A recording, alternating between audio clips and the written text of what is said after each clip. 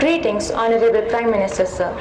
I'm Erika George from APS Udhampur, Jammu and Kashmir from 9th. Sir, the question that I wanted to ask was nowadays there's a lot of competition, especially in the academic fields and in a country like India. In this case, there are a lot of people who are really very talented and knowledgeable, but due to some reason they could not appear for the exams. Maybe they could not choose the right path, or maybe they do not have the proper counseling.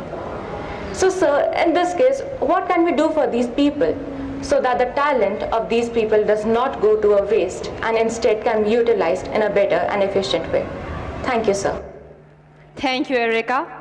Honorable Prime Minister, sir, Hari Om Mishra, a class 12 student from Industrial Hub, Gautam Budh Nagar, Uttar Pradesh, is preparing for his board exams and wishes to ask a similar question that has been invited by a competition organized by ZTV. Hari Om, please ask your question.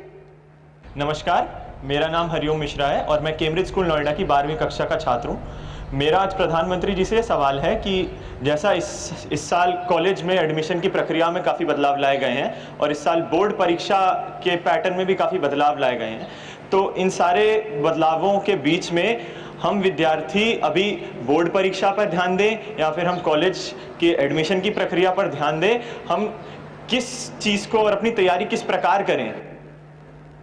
Thank you, Hari Om. Honorable Prime Minister, sir, just like Erika and Hari Om, many students from different parts of the country have expressed their anxiety and concern about whether to focus on studies, competitive exams, board exam preparation, or college admission. We all seek your guidance, Honorable Prime Minister, sir. वैसे दो अलग अलग प्रकार के सवाल हैं। एक विषय है कंपटीशन का और दूसरा विषय है कि ये एग्जाम दूं या वो एग्जाम दूं, और एक ही समय दो एग्जाम है तो क्या करूं। मैं नहीं मानता हूं कि हमने एग्जाम के लिए पढ़ना चाहिए, गलती वहीं हो जाती है। मैं इस एग्जाम के लिए पढ़ूंगा, फिर मैं इस एग्जाम के लिए पढ़ूंगा, इसका मतलब हुआ कि आप पढ़ नहीं रहे हैं, आप उन जड़ी बूटियों को खोज रहे हैं जो आपका काम आसान कर दें। और शायद इसी के कारण हमारे लिए अलग अलग एग्जाम अलग लगते हैं, कठिन लगते हैं। हकीकत ये है कि जो भी हम पढ़ रहे हैं उसको पूर्ण रूप से हम पूरी तरह उसको आत्मसात करेंगे, फिर वो बोर्ड का एग्जाम है या एंट्रेंस एग्जाम है या जॉब के लिए कोई इंटरव्यू या एग्जाम है, कहीं पर भी हो सकता है एग्जाम। अगर आपने अपनी शिक्षा का पूर्ण रूप से एक साक्षात्कार किया है, आत्मसात की है, तो आपको एग्जाम का रूप क्या है वो रुकावट नहीं बनता है। और इसलिए अपने आप को एग्जाम के लिए तैयार करने के दिमाग खपाने के बजाय अपने आप को योग्य शिक्षित व्यक्ति बनाने के लिए, विषय को मास्टर बनने के लिए हम मेहनत करें। फिर परिणाम जो मिलेगा सो मिलेगा। जहां पहली आएगी वो उसको पहले मुकाबला करेंगे, जब दूसरा आएगा दूसरे से मुकाबला करेंगे। लेकिन मुकाबला इसलिए करते हैं कि अब जो मैंने खिलाड़ी आपने देखा होगा, वो खिलाड़ी खेल के अंदर पारंगत होता है, किस लेवल की गेम के लिए खेलना है उसके लिए नहीं करता मेहनत। फिर वो तहसील में खेलेगा तो वहां अपना कर्तव्य दिखाएगा, डिस्ट्रिक्ट में खेलेगा वहां कर्तव्य दिखाएगा, नेशनल खेलेगा वहां कर्तव्य दिखाएगा, इंटरनेशनल खेलेगा वहां कर्तव्य दिखाएगा, और खुद भी इवॉल्व होता जाएगा।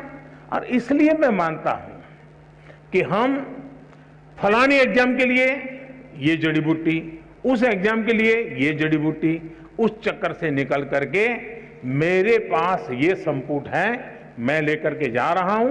अगर मैं वहां से निकला तो ठीक है, नहीं निकला तो मैं कोई और रास्ता ढूंढ लूंगा। तो मुझे लगता है कि एक तो इसमें ये सोचना चाहिए। दूसरा, कंपटीशन। देखिए दोस्तों, कंपटीशन को हम जीवन की सबसे बड़ी सौगात मानना चाहिए। अगर कंपटीशन नहीं है तो जिंदगी किस चीज की जी? फिर तो हम ऐसे ही खुश रहेंगे, वाह कोई कुछ नहीं है, हम ही हम है बस। ऐसा नहीं होना चाहिए।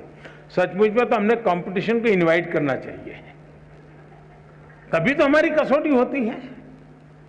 मैं तो कहूंगा घर में भी कभी छुट्टी का दिन है, पढ़ना नहीं है, एग्जाम नहीं है, कुछ नहीं है, तो भाई बहन बैठ करके कंपटीशन लगाओ। तुम 4 रोटी खाते हो, मैं 5 खाता हूं, तुम 5 खाते हो, मैं 6 खाता हूं। अरे करो तो कंपटीशन। जिंदगी को कंपटीशन हमने निमंत्रण देना चाहिए। कंपटीशन जिंदगी को आगे बढ़ाने का एक अच्छा माध्यम होता है, जो हमें अपना भी इवैल्यूएशन करने लगता है। दूसरा, मैं जिस पीढ़ी का हूं या आपके माता पिता जिस पीढ़ी के हैं, उनको वो चीजें नसीब नहीं थी जो आपको नसीब हो रही है।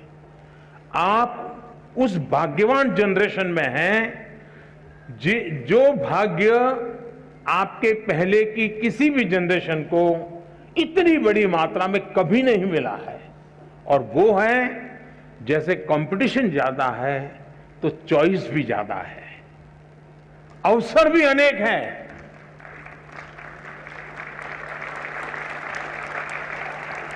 आपके परिवार में इतना अवसर नहीं थे। आपने देखा होगा, 2 किसान हो, मान लीजिए उसकी भी 2 एकड़ भूमि है, इसकी भी 2 एकड़ भूमि है, लेकिन एक किसान है, चलो भाई गुजारा करना है, गन्ना की खेती करते रहो, अपना गुजारा चल जाएगा।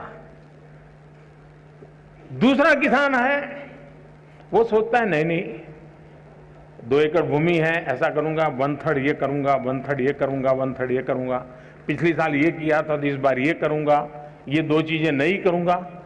आप देखेंगे कि वो जो 2 एकड़ भूमि में ही ऐसे ही आराम से बैठा हुआ गुजारा कर लेता है, जिंदगी ठहर जाती है। जो रिस्क लेता है, प्रयोग करता है, नई चीज लेता है, नई चीज जोड़ता है, वो इतना आगे बढ़ जाता है कि जिंदगी में कहीं रुकने का नाम नहीं लेता है। वैसा ही हमारे जीवन में है।